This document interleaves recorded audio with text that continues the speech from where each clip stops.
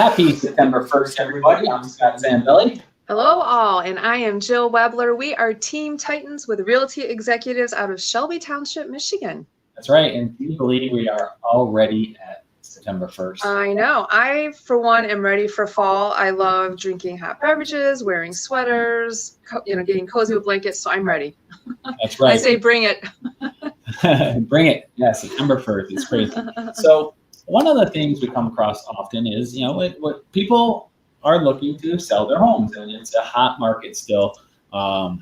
Inventory levels have dropped drastically. Why is that? Well, there's many reasons, but primarily the driving factor is this.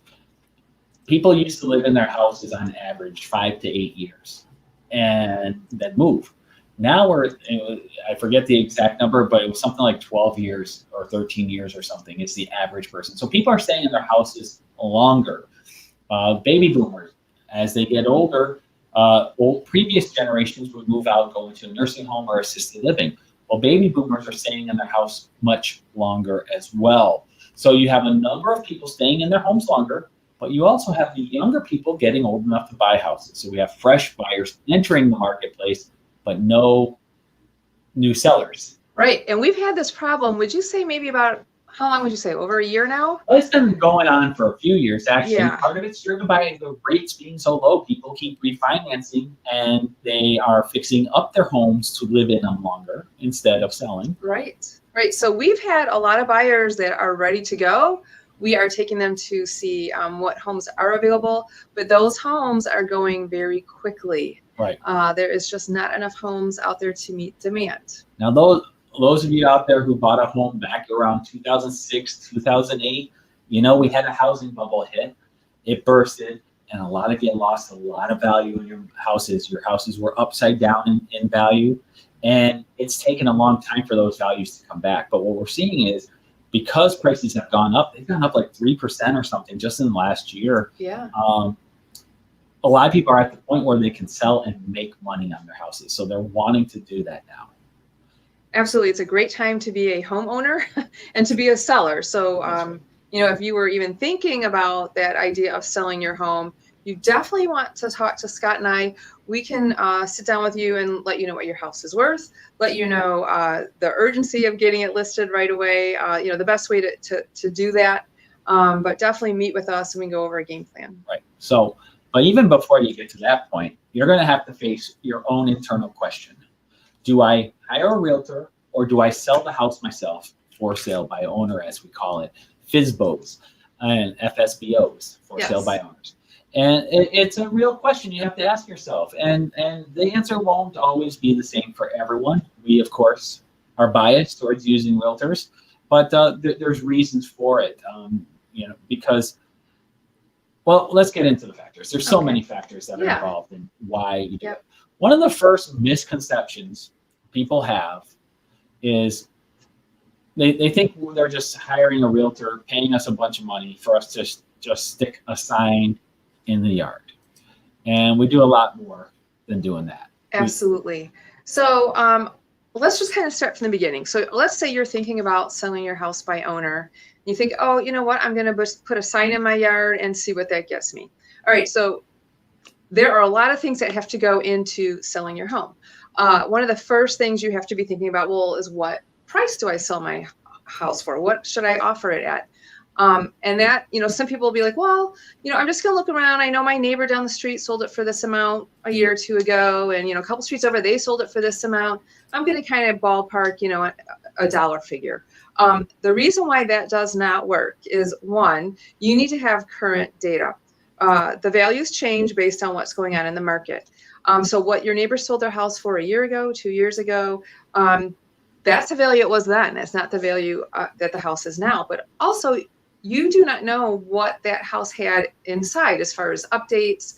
Does it have a finished basement, new roof, new windows? And there's a value to all the updates that house may have done. Maybe even their square footage is different, their lot size is different. There are a lot of factors that go into us figuring out the value of your home.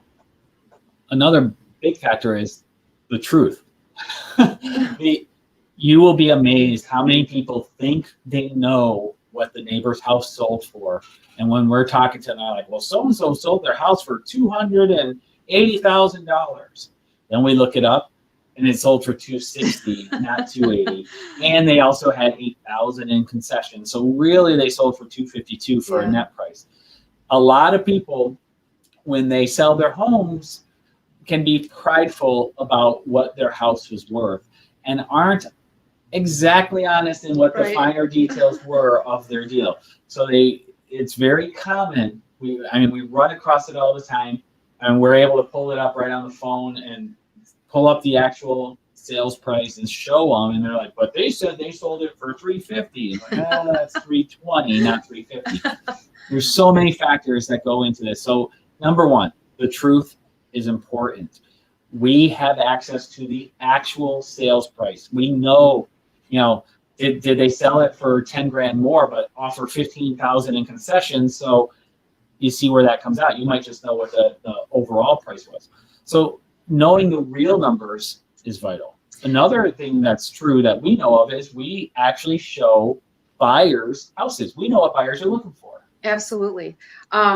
Now, another thing I guess I want to throw out there too is a lot of people like to look online and kind of compare houses. Some of these online real estate sites do not offer accurate data. Now, again, they're going to come up with a estimated value of homes based on maybe a certain price per square foot. Again, they do not know what is inside each person's home to assign a true value. So that is also not another source to go to figure out the value of your home. Exactly. So here's what's happening. Those online sites are just using a generic algorithm that's taken the average of all the homes in the area. And you can have very different price points for one subdivision here and one right across the street. You can have very different age groups. You can have different school districts, even. Different school districts. Yeah. All of these factors get into play. And if you're just taking the average of the area, you'll get in the ballpark. But as you see from this chart here, impact of price visibility. Just by overpricing your house by just 10%, you lose a big chunk of the potential buyer. So I'm going to go through this really fast, just so you understand how pricing works. If you price your house perfectly, you're only going to have access to about 60% of the potential buyers looking in that type of area and price point and everything else. The reason why the number is 60% and not 100% is because the other 40% don't want your house for various reasons. Maybe you're too far away from relatives. You're too far from work. You're too close to relatives. Maybe you don't want to live down the street from a certain relative. You might be on a corner lot and they don't want corners. All these different factors that factor into people's individual tastes. For whatever reason, even though your house is priced perfect, they don't want your house. So that's if you're priced perfectly. If you overprice the house by just 10%, you drop from 60% of the potential market pool to 30%. You lose half of the potential people, and that's critical because you lose half of that base, especially in that first couple weeks. That's when your house is getting the most visibility, and you're considered stale after a few weeks. And we've seen this happen. We've seen people say, you know what, I'm going to just list it for more than what I think it's worth. I can always come down. Right. That is a huge error in thought process. As Scott mentioned, you are going to miss out on a lot of buyers that would have initially been interested in your home if you had priced it correctly. And here's why. Going back to my earlier point, the truth. We show tons of buyers, tons of homes. We know what buyers are looking for, but we also know how they look. We know how they do their search criteria, and what they're looking at. So what happens is this: when a buyer first starts looking, they're looking at everything that's on there. So day one, they're looking at houses that are 50 days old. They're looking at houses that are 1 day old on the market. But once they started looking, they start narrowing their search because there's so many houses out there. And then they start just looking at the houses that just hit the market. So what happens is, if you put your house on the market and have it overpriced by 10% or more, they might be part of that 70% that ignored your listing during that first couple weeks. Then you finally drop the price to where it belongs. listings. Well, at that point, they're up now looking at just the new listings, and they don't even see your listing. That's right. So what happens is you have to then start dropping your price below what the ideal price is, just to try to get people to come back and say, oh, well, for that price, I'm willing to look at it. Right. But they're in the back of their mind, though, they're already saying something's wrong with the house. If it's been on the market this long, when all the other homes have been selling quickly, they're in the mindset of, I'm going to try to bring them down more because clearly something is wrong with this house. Now, we as realtors understand how this works. So we know, we can look at the history and say, okay, they had it priced too high, they dropped the price. And we will counsel our buyers to say, don't worry, it looks like it was a pricing issue. But almost always, the first question that a buyer will ask when a house has been on the market for a few weeks is, what's wrong with it?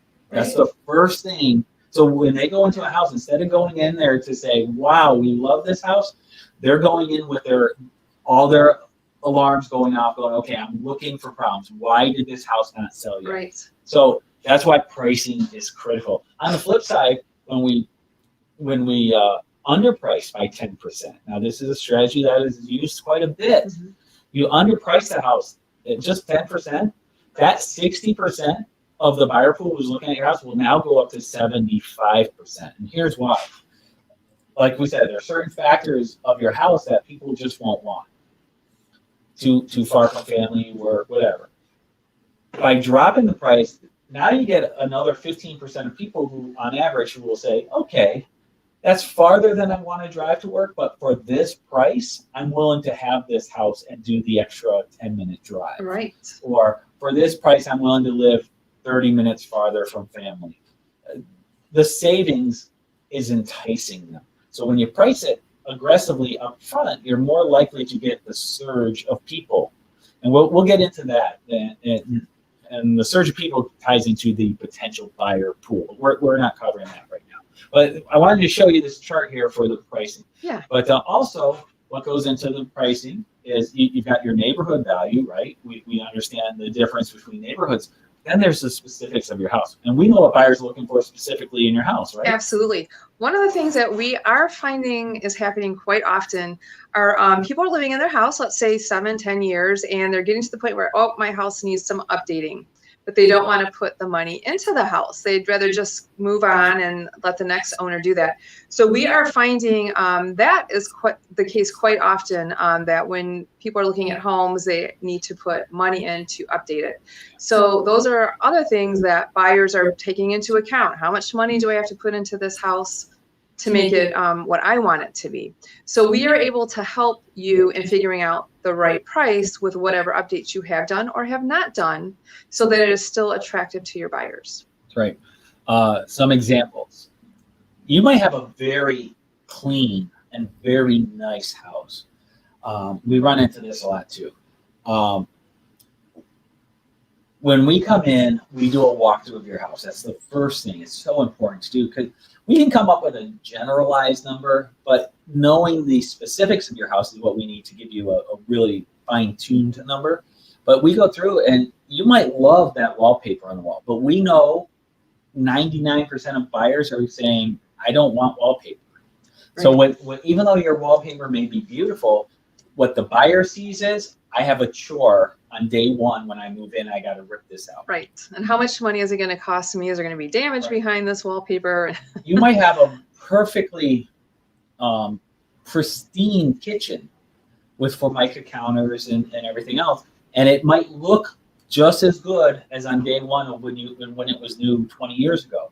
But to the buyer, what they see is, okay, I got to rip all this out. I got to put granite counters. I got to put the vinyl flooring down. I got to put recessed lighting in. This is what a buyer is seeing. So when you price your house, we know not only do we know what the neighbor sold for down the street, we can look at the photos of that house, so we can tell, well, did they have those upgrades? Because if you don't and they do, it's not equal value. We can look at the old disclosures. And we can see, is that a new roof they had or not? Because if they have a brand new roof and you don't, the buyer right away is thinking, well, I'm going to spend 10, 15 grand for a new roof on day one. So these are all factors that go in. What are some other common things people want to switch out right away? Um, well, Recessed lighting. People like yeah, recessed lighting. A lot of people are asking about the fireplaces. It seems like there's a trend now. People want to go towards the natural gas fireplace instead of like the, Yeah, people like the gas so that's fireplace. something they look at. Obviously updated bathrooms. Once again, people want granite. They want Yes. granite counters. They want the vinyl floors. People like vinyl throughout. So even if you have nice carpeting throughout, first thing people are thinking is, I've got to rip all this out and put vinyl floors in. Now, that's obviously doesn't mean every buyer out there. Some buyers love carpeting, but a lot of them, even the ones who like carpeting, though, a lot of times they want to rip out the carpeting and put fresh carpeting because they don't know you. They don't know how Right. clean or dirty you are, and Right. they want fresh carpeting. Well, but one comment I've heard several times now, cleanliness definitely plays a factor. I've heard, customers say, buyers say, I think it's an indication if they can't even keep the house clean, what other things are behind the scenes here that I'm not seeing where they have not done the proper upkeep. Right. And it makes them very concerned. So, but as far as other updates, windows are important. They're looking to see, are the windows in working order? How old are they? Do they need to be replaced? Let's see what else. Lately we've been having a lot of people wanting to make sure the house has a sump pump. So, people have had experience with basements flooding and whatnot, and they really like to see that sump pumps are in place. So there's a lot of different factors. And that's going to depend on the area too. Some areas just don't need sump pumps. And in Michigan, we're accustomed to needing them. But there's a lot of places around the country where they never even have them. So when they move here, they're like, what's that? Right. I don't know what that is.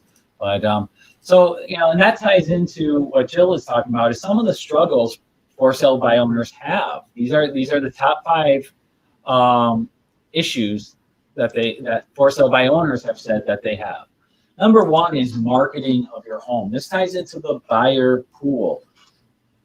There's a reason why companies like Coca-Cola will spend $1 billion for a 30-second ad during the Super Bowl. The reason is that money pays off, because the more people that know about your product, the more people that are available to buy it.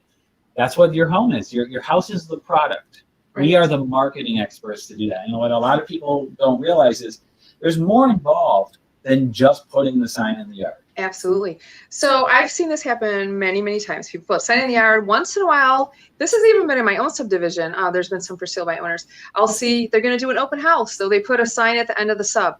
The problem is no one knows that this is going on. Unless you live in my sub and you're driving in and out, because there's not proper marketing, nobody knows your house is for sale. They don't know there's an open house. So you are missing out on those buyers. Again, the key is we want multiple buyers coming through at the same time. Also, great example with the open house. A typical for sale by owner will put out a sign, and they might do a Facebook post. That's a typical thing. When we do it, we do a post, we do a video, we do paid marketing to put it out there, far beyond our normal reach. But the day of, we're putting, what do we have, 16 signs that we put out? Oh, yeah. We make it an event. We want to make sure we are capturing the interest of as many people driving by that we can. Exactly. And just putting one sign out, you're going to only get a certain number. Putting 16 signs out, yes, people from every access point of the subdivision will see it. Right. We are all programmed. I think one sign now is white noise. We have trained ourselves to be able to drive right by and not even pay attention. Also, our signs are branded. So when you have multiple signs, people can tell that there's an event going on, because it's all the same looking sign. It's not just some hand done sign or something that blends in, or a single sign, generic sign that blends in with everything else. People know when it's our open house. Another thing we do is we contact the neighbors. We reach out. You have neighbors who may have people who are looking to buy or sell a home. We let them know we're here in the neighborhood. We invite them over because their aunts or uncles may want to come and live next to them. We don't know. So we do all of these things to really prime the pump for when the open house happens. We're maximizing the chances of those people coming out. So marketing your home is more than sticking a sign out in your window or anything like that. As we talked about, issue number 2, pricing is another big obstacle. We covered that quite a bit. It's not easy to price your home. We have hundreds and hundreds and hundreds of homes we have been through. And with buyers, we've written the deals. We know what the current offers are that are going to be needed to secure a home because we're doing it. Even if you bought and sold multiple homes, we will run across it where it's like, well, I've sold 4 houses, and the last house they sold was 20 years ago. The trends are different. Everything's different now. It's different. Right. And even if you did sell on your own, realize it's still an experience thing. There's a big difference between somebody who has done 4 or 5 deals in their lifetime, which is a common person, or somebody who does 4 or 5 deals in a month without, on a regular month or a slow month. We handle those kind of numbers all the time. Keep in mind, our buyers, they want proper representation for themselves. The buyers are oftentimes, they may be first-time home buyers, and maybe this is their second home. They want a professional representing them. And if you are doing for sale by owner and you're saying, hey, I'm not working with any, realtors, you got to just come in on your own, that scares people away. Just that fact alone. The other thing you need to keep in mind is, as realtors, we are making sure that we are working with pre-approved buyers. So we have already gone through the process to make sure, hey, this buyer is qualified to even be looking at this home. Because often, you don't want to waste your time. You got to have the house ready. You got to leave the house. Right. And when you do for sale by owner, oftentimes you have people that are out for a Sunday drive and, hey, let's just go and see how they decorated their house. Or from a security standpoint, people who are up to no good, they might want to set up a showing to walk through your house so they know the layout. Using a realtor, you're using people who are working with pre-approved buyers who are serious about looking at homes and want to buy a home. It's far more secure when you do that. Plus, there's a record of who comes through your home. When you're selling for sale by owner, you really don't know who's coming to your door. Correct. All right. So another thing that you need to consider if you're doing for sale by owner is, do you have the negotiating skills to even negotiate a proper offer or price on your home? So someone comes in with an offer, they're most likely going to lowball it because they want to test the waters and see what they can get. Most for sale by owners don't even have the skills to properly negotiate for themselves. Right. So that's where a realtor comes in. And you also have to ask yourself, who are you selling to? When you're in real estate, the traditional approach is the seller typically pays the commission. And so from a buyer standpoint, and this happens with so many for sale by owners, they want to sell their house for sale by owner, but when they buy a house, they want to use a realtor because they're not paying commission on it. It's the same thing for people looking to buy your house. So you're getting a couple different types. You either a huge portion, it's something like 80% of buyers use a realtor. So if you're refusing to work with realtors, you've automatically eliminated like 80% of your potential buyer pool. 2, people who don't want to work with realtors, they know you're a for sale by owner. And usually the first thing they do is whatever asking price you have, off the top of their head, they're doing the math saying, I want this much off because you don't have to pay commission. So right. we can come in low. So the amount that you end up losing in selling your home on your own typically is offset by what you would have paid. An average number, this was a recent study, 2018. I think it was, no, 2018, I think it was. Hold on, let me pull up the number. 2018. 2018. Yep. Let's see, for sale by owners were only 11% of all home sales. So that means 89% of all buyers bought through a realtor. Okay. That's a large percentage. The average home sold by FSBOs, for sale by owners, 200,000 compared to 280,000 for agent assisted homes. So on average, you get higher. Now, that doesn't give house to house because you can never know exactly what one house would have done had they done completely different things. But what we do know is from personal experience, we've seen people price their homes wrong because they used online sites for pricing and end up selling their home far less, or we find out about the things they offered in their contract that really hurt themselves. So by using an agent, getting that protection of people who know the market and Now, another thing to keep in mind too is there are some legal ramifications that need to be considered. There are things, for example, like a seller disclosure statement. Most for sale by owners don't know the importance of filling that out properly, giving accurate information. And you could be opening yourself up to some legal issues if you do not handle that correctly. So once again, that's where an agent can come in and go over that form and the importance of filling it out. So even then, after all of that, we find you a buyer, we negotiate for you, we do all of this for you. That's just getting to the point of an offer. Now you still have to close. We manage that. We help you with coordinating with the title companies and the mortgage companies and the other agents and the buyers and everybody else. We are the facilitators of that. There are lots of phone calls going on behind the scenes. I don't think our sellers and buyers realize how much time we spend coordinating to get everybody on the same page, get all the documents that everyone needs at the right time. There's a lot that goes on. All right, so you are trying to sell your house, you're trying to save money. But here's the reality.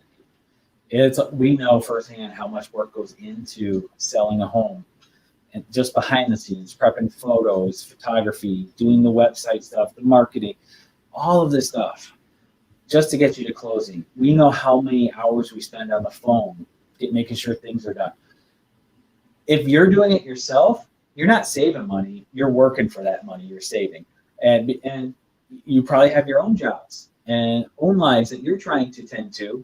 Plus, you're trying to pack and everything else. You got all that ordeal of trying to move or trying to find a house to buy. Right. We facilitate all that for you, so you're not dealing with it. Now that brings up another good point, and we're kind of all over the board here, but your time is important. A lot of times when buyers want to go see a home, their schedule may be different than your schedule. Maybe you're only going to be home a couple hours in the evening. Maybe you only have one day in the weekend available. You are missing opportunities of buyers coming through if you're not available to meet their schedule. Especially in this market, buyers do not wait for you.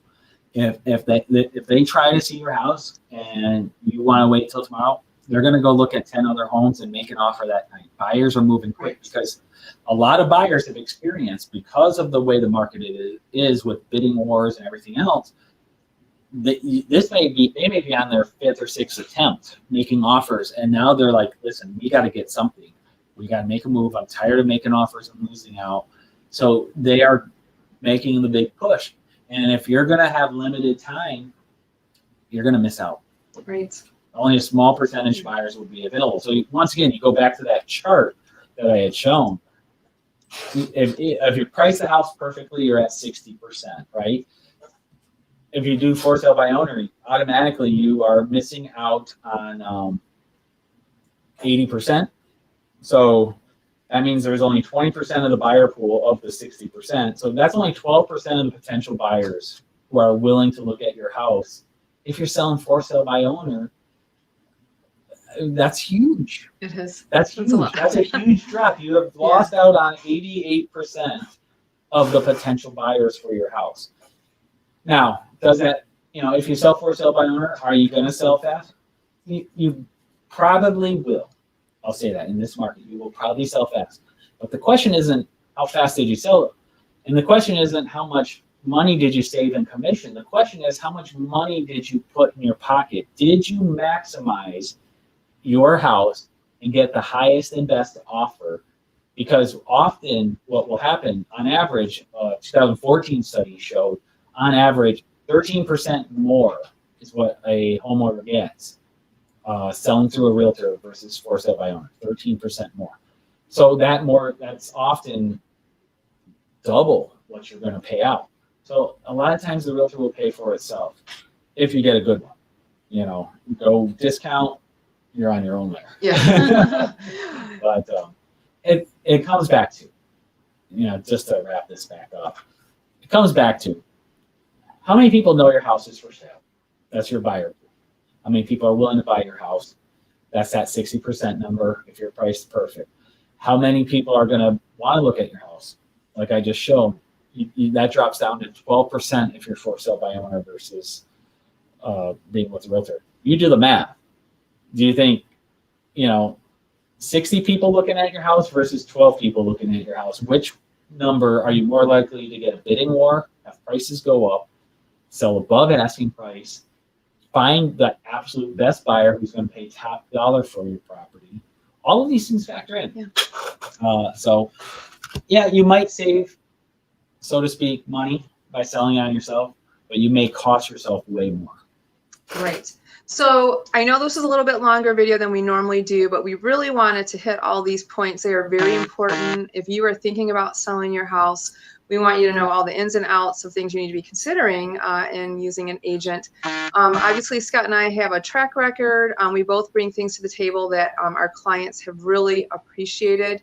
And we are looking forward to sitting down with you to let you know how we can help you either sell your home or find a home, or maybe you're looking for investment properties or a vacation home. We can help in all those areas. Also, if you have family or friends that you know are looking to move, we would love a referral. That really helps us move our business along, getting referrals from our family and friends and prior customers. Right. Was there anything else that you wanted to add? Yeah, just give us a call. It's a free consultation. Costs you nothing. 586-549-6096 is my number. And I can be reached at 586-277-2145. Have a wonderful day. God bless. Bye.